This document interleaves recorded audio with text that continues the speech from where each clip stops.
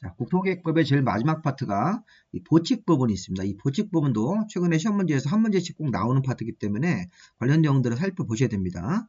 자, 제일 먼저 우리가 시범도시라는 부분이 있는데, 자, 시범도시는 자, 국토교통부 장관이 이런 시범도시를 정할 수 있습니다. 자, 요즘에 지방에 있는 도시들이 여러 가지 사정으로 인해서 경제적으로 굉장히 어려우니까 이 국토부 장관이 지원을 해주기 위해서 이 경관생태, 정보통신 여러 가지 분야별로 시범도시를 이렇게 정할 수 있고, 이 시범도시를 정하고 나서 이제 여러 가지 지원 같은 걸 해줄 겁니다. 뒤에서 볼 겁니다.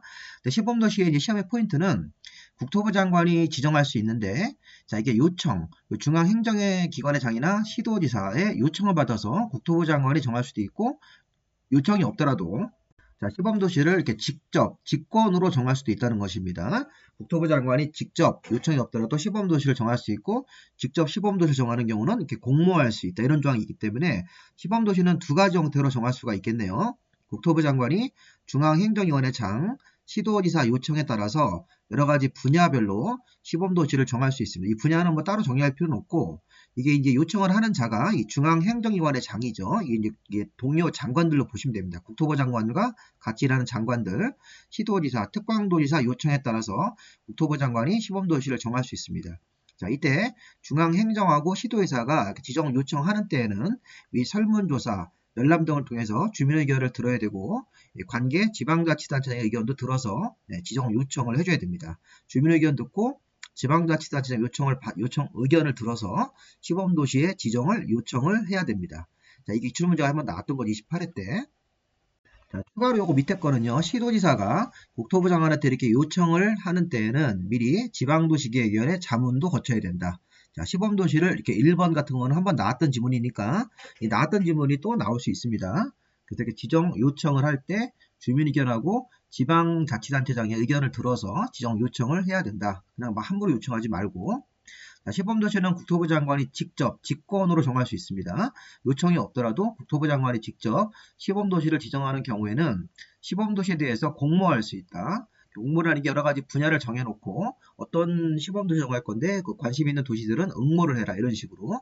그럼 이제 응모할 수 있는 장은 도시의 장들이죠. 특별시장, 광역시장, 자치시장, 자치도지사, 시장 군수에다가 이 구청장도 여기서 응모할 수 있는 자로 보시면 되겠습니다. 이것도 시험 문제 한번 나왔던 지문이고요. 자, 그 다음에 국토부 장관이 시범도시를 지정하는 때는 이 중앙행정위원회 장들하고 협의하고 중앙도시계획위원회 심의를 거쳐야 된다. 공법을 공부하실 때 이게 도시계획위원회 심의를 거치라는 얘기는 이 업무 자체가 중요하기 때문에 전문가들이 모여서 회의를 하고 이제 투표 같은 걸 해서 찬반이 있었을 때는 투표를 해서 다수결로 심의를 통과시키라는 얘기죠. 자, 그런 취지이기 때문에 국토부 장관이 중앙도시계획의 심의를 거쳐서 시범도시를 지정을 해야 됩니다. 심의를 꼭 거쳐야 됩니다. 자, 그 다음에 시범도시가 지정되면 시범도시 사업계획이라는 일종의 실행계획을 만들어야 됩니다. 자, 시범도시가 딱 지정이 되고 나면 자, 관할, 특별시, 광역시, 자치시와 자치도지사, 시군구청장이 시범도시를 관할하는 요 도시의 장들이 시범도시를 어떻게 사업을 시행할 건지 이런 시행에 관한 계획을 시범도시 사업계획이라는 형태로 수립하고 시행을 해야 됩니다. 자, 이렇게 시범도시 사업 시행을 위한 시범도시 사업계획을 수립하는 때에도 설문조사와 열람 같은 걸 해서 주민 의견을 똑같이 들어야 됩니다. 이런 게 30회 때 시험 문제가 나왔을 때는 수험생들이 굉장히 당황을 하죠. 그리고 기본서 가지고 공부하실 때 이 부분은 굉장히 어려운 지문으로 보셔야 됩니다. 굉장히 세부적이고 지엽적인 지문이기 때문에 그냥 이렇게 강의를 들으시면서 한번 눈으로 쓱 익혀보시기 바랍니다. 자, 이렇게 특별광역 자치시와 자치도 시군구청장이 이런 시범도시 사업계획 같은 거를 시범도시 사업계획을 수립할 때는 주민 의견을 똑같이 들어야 된다. 우리 앞에서 시범도시 지정 요청할 때처럼 이런 주민 의견 같은 걸 들어서 시범도시 사업 시행에 관한 계획인 시범도시 사업 계획 같은 것들을 수립하고 시행을 해야 됩니다. 자, 이런 거 구별해야 되겠죠. 시범도시의 지정은 국토부 장관이 하고 시범도시 사업 계획 같은 경우는 특별광역, 자치시와 자치도, 시군구청장이 하는 것입니다. 자, 그 다음에 지원도 좀 잘 보셔야 됩니다. 지원. 자, 요거는 아직 출제가 안 됐지만 가능성이 있습니다.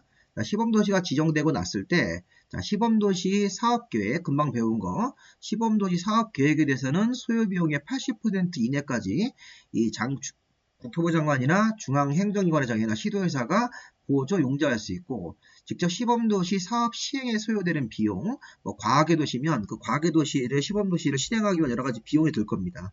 요 계획을 수립하는 비용은 80%고 시범도시 사업 시행에 소요되는 비용은 50% 이내까지 보조 융자할 수 있다. 80%하고 50% 요걸 구별하라는 얘기입니다.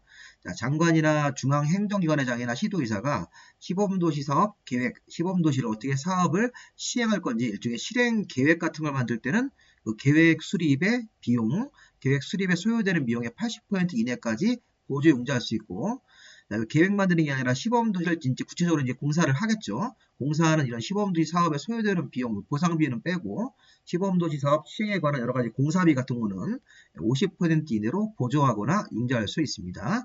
여기까지 시범도시 보시고 그 다음에 이제 청문을 좀 보겠습니다. 이 청문은 국토계획법 내에서 여러 가지 이제 우리 앞에서 배웠던 개발행위 허가라든가 도시계획 시설사업, 우리 비행정청 도시계획 시설사업 시행자는 시행자 지정을 받아야 되고, 또 도시계획 시설사업을 할 때도 이런 실시계획 인가 같은 게 나와야지만 공사를 할 수 있는데, 이런 허가라든가 지정이라든가 인가를 받은 사람들이 어떤 잘못을 하면 취소합니다. 취소할 때는 사전에 변명할 수 있는 기회를 줘야 되기 때문에 청문 절차를 거쳐야 됩니다. 개발행위 허가 취소, 도시계획 시설사업 시행자 지정 취소, 실시계획의 인가 취소. 실시계획 어디 나오는지 기억나십니까? 자, 실시계획은 도시계획 시설사업을 할 때 이 사업 시행자가 결정되고 나면 설계도 같은 걸 만들어서 실시계획을 만들고 이제 인가 신청을 해서 인가를 받아야 되는 거. 자, 그럼 요 세 가지 개도실이죠. 개도실 이렇게 앞글 같아서 개도실 얘네들은 취소 처리할 때 청문 절차를 거쳐야 된다. 요거 좀 잘 보시 바랍니다. 과거에는 여기에 토지거래 허가국이라는 게 있었어요.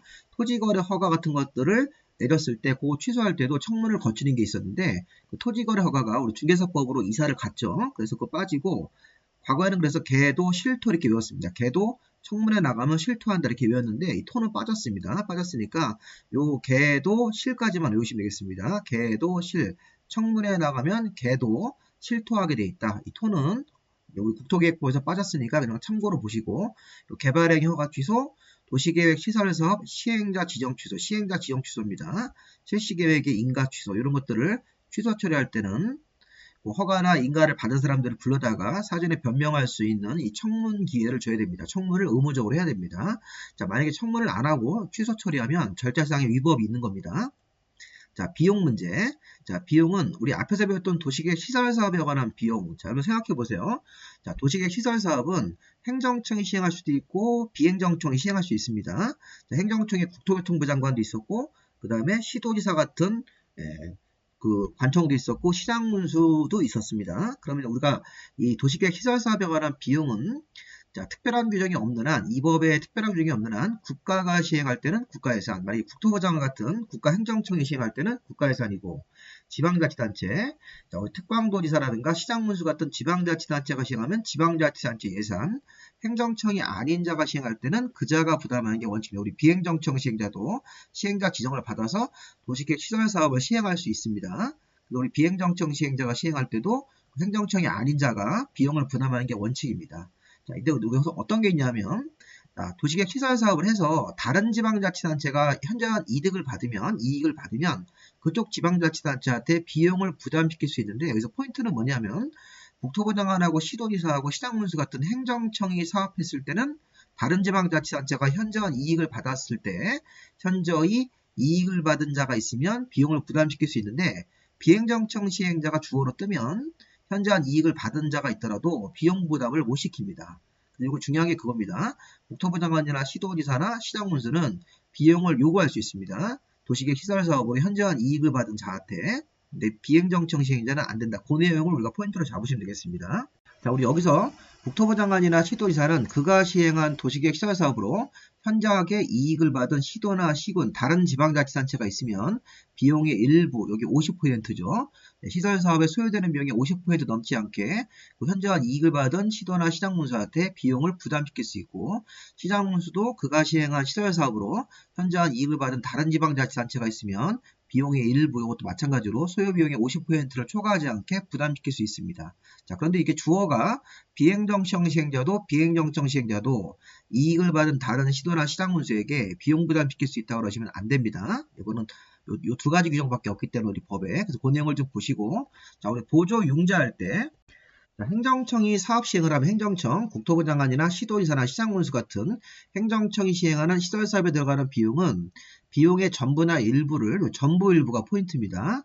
자, 국가 예산에서 보조 융자할 수 있다. 행정청이기 때문에 국가 예산에서 전부나 일부를 보조 융자할 수 있고, 자, 행정청이 아닌 자로 주어가 바뀌었네요. 그러면 시설사업에 들어가는 비용 중에 일부만, 여기는 전부 일부고 여기는 일부만 대통령령이 정하는 바에 따라서 국가 지방자치단체가 보조 융자할 수 있다. 그럼 보조 융자를 받는데 행정청이 아닌 자일 때는 시설사업에 들어가는 비용 중에 일부만 보조 융자를 받을 수 있고, 행정청인 시행자가 시행을 했을 때는 국가 예산으로 비용의 전부나 일부를 보조 융자할 수 있다. 이것도 기출문제 한번 옛날에 나왔던 거니까 한번 보시기 바랍니다. 구분해야 됩니다. 행정청일 때는 전부 일부를 보조 융자할 수 있고, 행정청이 아닌 시행자가 시행할 때는 시설사업에 들어가는 비용 중에 일부만 보조 융자할 수 있는 것이죠. 자, 행정형벌은 3년 이하의 징역 3천만 원 이하의 벌금하고 2년 이하의 징역 2천만 원 이하의 벌금을 구별하는 게 일단 중요합니다. 자, 일단 3년 이하의 징역 3천만 원 벌금은 요 개발행위 허가제도하고 시가와 중국에서 허가를 받고 개발행위를 해야 되는데 허가 안 받고 개발행위 같은 거 했을 때 이런 건데, 자, 우리 예전에 이제 이 테마 중에서 12번째 테마에 개발행위 허가라는 게 있었죠. 5가지 개발행위에 대해서는 미리 허가를 받고 개발행위를 해야 된다.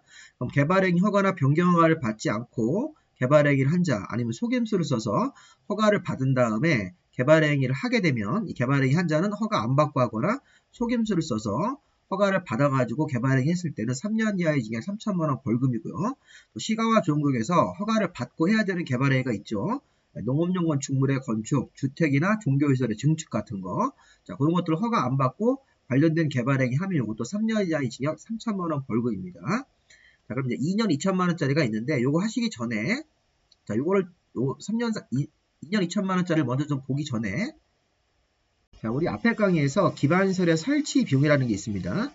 자, 기반시설의 설치 비용의 3배의 벌금 또는 3년 이하의 징역 이런 게 있습니다. 앞에서 3년 3천만 원짜리가 있었고, 이번에 3년 이하의 징역, 기반시설 설치 비용의 3배에 상당하는 벌금으로 처벌하는 경우 하나 추가됐는데, 자, 기반시설의 설치 비용을 면탈, 경감할 목적으로 거짓 계약을 체결하거나 거짓 자료를 관청한테 내고 이러면 이 기반시설 설치 비용을 안 내거나 또는 이렇게 경감받을 목적으로 거짓 계약을 체결하거나 거짓 자료 같은 걸 냈을 때는 관청을 속인 거기 때문에 기반시설의 설치 비용의 3배에 상당하는 벌금 아니면 3년 이하의 징역 이렇게 처벌하는 경우도 있네요. 자, 2년 2천만 원. 사실은 이 3년 3천하고 2년 2천만 원짜리 구별하기 더 중요한 겁니다. 자, 개발행위 허가 안 받거나 속임수를 써서 허가를 받은 다음에 개발행위 하면 3년 3천. 시가와 조국에서 허가를 받지 않고 개발행위 했을 때는 3년 3천만 원인데 2년 2천만 원짜리가, 자, 도시관리계획 결정 없이 기반시설을 설치한 자. 자, 기반시설을 설치하는 경우는 되게 중요한 거기 때문에 도시관리계획 결정이 나오고 나서 설치를 해야 되는데 도시관리계획 결정 없이 제멋대로 기반시설을 설치한 사람. 자, 우리 공동구가 이렇게 지하에 묻히면 공동구 안에 의무적으로 수용되는 게 있었죠. 전선, 통신선, 수도관, 중수도관 같은 거 이런 것들을 수용하지 않은 자. 지구단위계획에 맞지 않게 건물을 건축하거나 용도 변경한 자. 용도 지역이나 용도 지구에서 건축물의 용도 종류 같은 건축 제한을 위반한 사람들. 자, 이렇게 건축 제한 위반, 그 다음에 지구단위계획에 맞지 않게, 자, 공동구 수용 의무를 이행하지 않은 사람들.